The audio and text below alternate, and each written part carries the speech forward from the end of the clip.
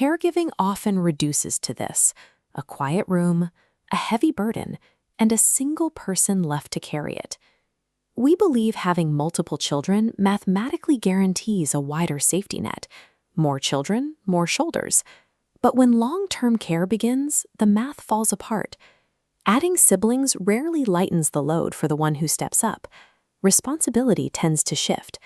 Siblings might take on a few months of care here and there, just enough to claim involvement, but never enough to provide lasting relief to the primary caregiver. A larger group of capable adults can actually create a vacuum. When everyone is an option, it becomes easier for the weight of responsibility to find no one at all. When a sudden medical crisis hits, the family undergoes an immediate stress test. We expect 5 siblings to naturally divide the tasks based on their relative time and ability. Instead, the group often falls prey to the diffusion of responsibility. When multiple people are present, the individual pressure each person feels to act begins to diminish. Look at this chart. The horizontal line is the constant weight of care a parent requires. As more siblings are added along the bottom axis, the perceived individual obligation drops closer and closer to zero. In a family, this obligation filters through the group until it hits a wall. It lands on the sibling who has the lowest tolerance for watching their parent suffer alone. Uneven care results from a predictable flaw in group psychology. When there is a crowd, everyone assumes someone else is better positioned to step up. This raises the question of how well-meaning brothers and sisters rationalize leaving an immense burden on a single person. They deploy shields, socially acceptable logistical excuses. They cite geographic distance, the demands of a career, or a lack of medical knowledge to justify their absence. These shields resolve cognitive dissonance. They allow a person to maintain their identity as a loving child while avoiding the physical sacrifice of care. Pointing to a packed calendar protects their self-image from the reality of the pill organizer. The lone caregiver faces those same logistical hurdles. They are tired, busy, and overwhelmed, yet they choose to navigate those barriers rather than use them as an exit.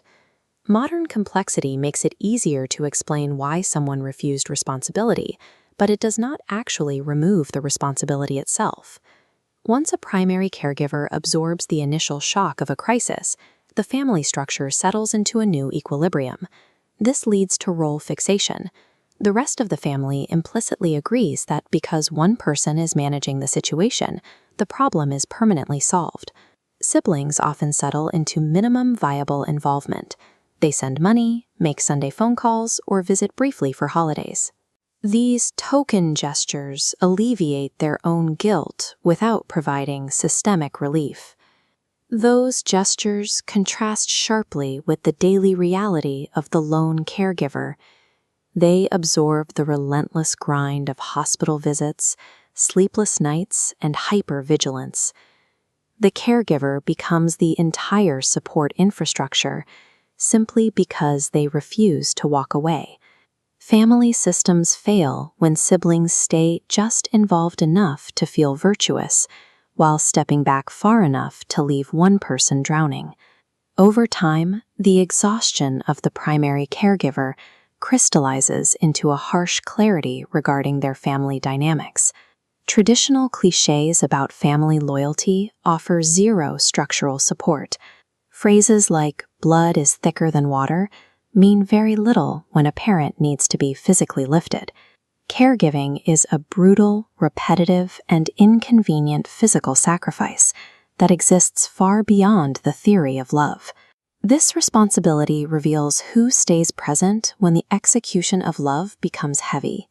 Success in family planning rests on a single question: who possesses the character to stay without looking for an exit?